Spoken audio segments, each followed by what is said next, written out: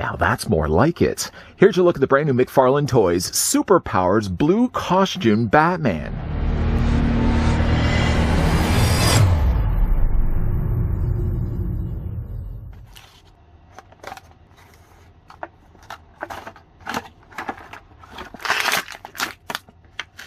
As a child, Bruce Wayne watched as his parents were brutally killed in Gotham City's crime alley.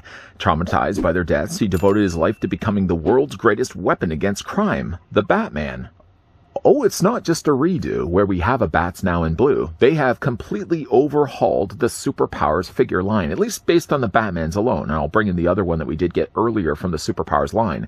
But though, before we kind of get down to the details of the comparisons between those two, let's first grab the tape measure and see how tall the figure stands. Now, he seems, though, also notably smaller than the Batman we looked at before. In this case, Batman is 4 3/4 inches in height, or the figure is going to be about 12 centimeters tall. Yeah, for really those that were thinking this is simply just a recolor of the Batman that we did get earlier from the Superpowers figure line, let me just slide over, and the proof is in the pudding. Bringing in that original Batman, you can see that it's not just a remolding of the figure. The arms possibly may be the only thing that got carried over from one to the other, maybe even also the lower legs. But the brand new torso is very noticeably different. This one also, while looking at it, looks like they may have even used some of the original component pieces of the Kenner Superpowers line from the 80s. Panning the camera back, I did also want to bring in the packaging that now gets packaged along with this classic looking Batman to show you what it looks like. They have really, in fact, gone back and paid more homage to the original Kenner Superpowers stuff than maybe, in fact, what they were initially doing with the Superpowers line. They probably were listening to also fans that really, at the end of the day, I know we're sort of set in our ways, us older collectors, but we honestly really wanted less of this and kind of just more of this. And it seems to be the case that they're also listening. Just to, though, flip the packaging around just to kind of show you, though, the advertisements obviously advertising the figures. There's a lot more going on with, say, this packaging, because of course there's going to be a brand new lineup of figures still making their appearances, along with a brand new Batmobile and Invisible Jet as well. Back down to Bat's level, though, the figure doesn't come included with any accessories, which is a bit of a shame. Now, to be fair, honestly, the original figure also that uses the same arms didn't also have gripping hands, so if they did want to carry over the same molds, the figure wouldn't even have the means to hold accessories anyways. One thing that's also completely gone, as was the case before when we looked at the McFarlane Superpower stuff when they first started circulating store shelves, wow, that's a lot of S's, is that the gimmick of actually being able to squeeze the legs in Batman's case. You could squeeze these legs until the cows come home. Those arms aren't going to be doing anything. The original Kenner ones, of course, if you were to squeeze the legs, Batman's arms would be swinging back and forth. And I'm, honestly okay the fact that they still omit the feature if it means we finally get ourselves more a classic-inspired Batman. And I really love the look of this one, to the point where I'm really considering seriously of getting a second one of these so I can keep it sealed on card. I honestly didn't even have that much of an attachment to the original Batman buying a second one of those. I think maybe even in the review I had said that I did want to get a second Batman, so I could kind of keep the retro look of them on card. But honestly, this one's checking more of the boxes off for me anyways. First of which obviously being the head sculpt. You get now more the classic blue cowl with now the black shadowing here for the front. The shadowing does give the chance at least to now have panel lining where his eyebrows would be. And the only thing I would say, though, about the Batman is his chin does stick notably a little more further forward on an angle. And this particular Batman almost seems to have more of a sarcastic smirk on his face. But still, it's a classic-looking Batman either way.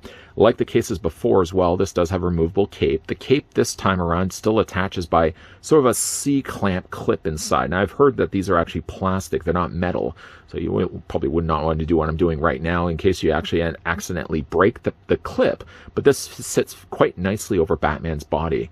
Unfortunately, it does carry over a little bit of extra on the front here. I guess they did want to kind of have the cape more running across the shoulders and less necessarily like this, pulled all the way back.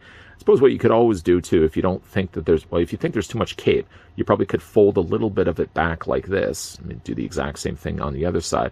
And you'd have Batman a little more like his original Kenner, because I think the original Kenner only really had more of the cape dangling down the back. The material that they've used is very similar to the original 80s Kenner line, so of course you've got kind of more of a soft goods cloth cape. And I like to see that in this case they've actually put the cape over top of a lighter gray Batman costume. The emblem is a little bit more modernized, but still I'm glad to see that they actually went with the more classic colors of this character. The grays, though, I will say are a little on the lighter side to bring back in the Batman we looked at before. I think this guy was a little bit too dark. Maybe this guy's a little too light. maybe if they had somehow find the means to meet in the middle, we could have gotten ourselves kind of more of a medium gray. I think would have worked a little bit better to this body.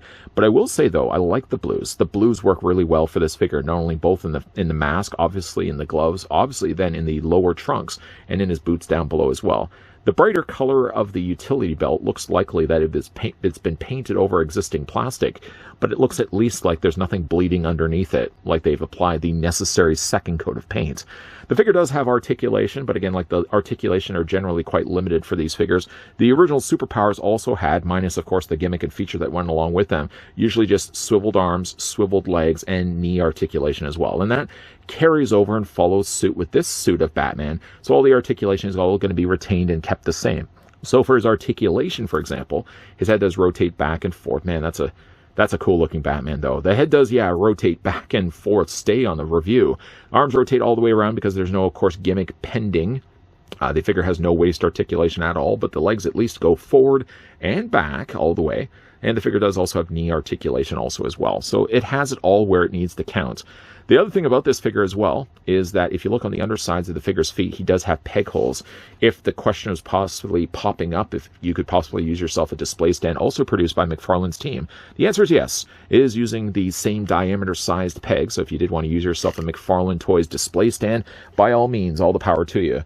All in all, it's a nice looking Batman. It misses, of course, still the gimmick. I still wish that they had found a way to incorporate the gimmick. But if you strip that away, I think still considerable changes have been made over the original Batman. Again, we'll just bring in the original Batman here for comparison's sake.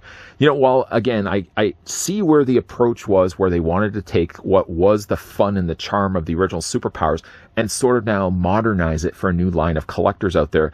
I think maybe what they may have ultimately done, though, with the initial run of Superpowers, I'm kind of waving my finger around here, the original Batman, is I feel like maybe they missed the mark. And I think what older collectors, and I can only really speak for the older collector that's behind the camera, I personally would have wanted just a continuation of the original Superpowers. The stuff that I missed out on, not collecting as a kid and now going for crazy, crazy stupid money, if to try to track one down now on eBay. I always wanted my Batmans to look like this. Rooted in the past, as rooted in the past perhaps as I am as also as well. Lighter colored costumes, blue cowl, blue cape, all the fun stuff that goes along with it. I respect the approach that they started the line with, but I'm glad to see now that they're kind of going back to more the retro roots when it comes to the Superpowers. And while I'm still happy to have this one as part of my collection, I'm much happier as a collector and somebody that now is living my childhood now more vicariously through this Batman. I'm glad to see we got actually more of a change to this style of Superpowers moving forward. While I am still determined to eventually track down the White Whale, my holy grail of picking up the original 80s Batman, to go along with, of course, the original 80s Batmobile that I have still from the Superpowers line and still not sealed in box, but in the box in pretty good condition. I, in fact, actually brought that Batmobile out when we had a look, I think, at the Batwing, and I'm sure I'm probably going to be bringing that Batmobile back out a second time when we compare it with the new Batmobile that's also being released under the Superpowers banner. The thing, though, about it, though, is while I know I'm going to eventually have to pay some crazy, stupid money, the logical thing would probably be to go to a local toy show, for example, and maybe try to haggle down somebody that's got themselves a spare Batman in a good condition than to go and pay the crazy, stupid prices of getting this guy on eBay, for example.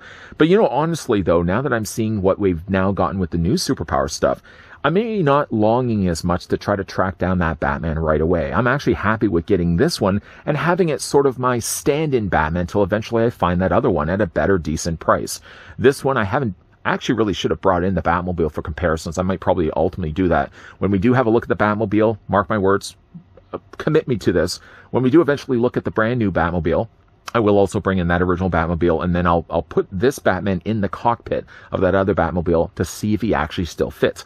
Based on the proportions that this guy has, a slightly smaller frame, I think he's probably going to be fitting a little bit better in the Batmobile than the original Batman that we looked at from the Superpowers line. But what do you guys think of this new Batman? Is this something that could, maybe if you were a little on the fence, because I know there were a few older collectors that sort of looked at that original Batman and said, you know what, that's not me. I much more wanted to get something that looks more like the original Kenner stuff. And while I do respect the modernized look and approach that Todd went with the newer look, I personally, and this is what I'm speaking of for the older collectors, I personally will hold out for a more retro-looking Batman. Let me know if this is now the thing that's sort of nudged you in the direction of now wanting to collect the new Superpower stuff. Now, not only are we going to be looking at, of course, at Batman, there's a whole bunch of superpower stuff I just picked up recently, including the Invisible Jet, the Batmobile, there's an Aquaman, there's a Black Manta, tons of new cool superpowers figures. So if that's the kind of thing you guys would like to come back to this channel for, do make sure that you're coming back on a regular basis. But in the meantime, though, if you guys enjoyed this video, I want to hit with a like. If you guys are loving the content you guys are seeing, and yeah, you want to stick around for those more retro-inspired superpowers figures, make sure you hit that subscribe button down below. Crucial. Make sure you turn on the bell notification. Equally crucial. And the most crucial of all, make sure you're coming back here regularly. As always, guys, thanks for watching. See you guys next time.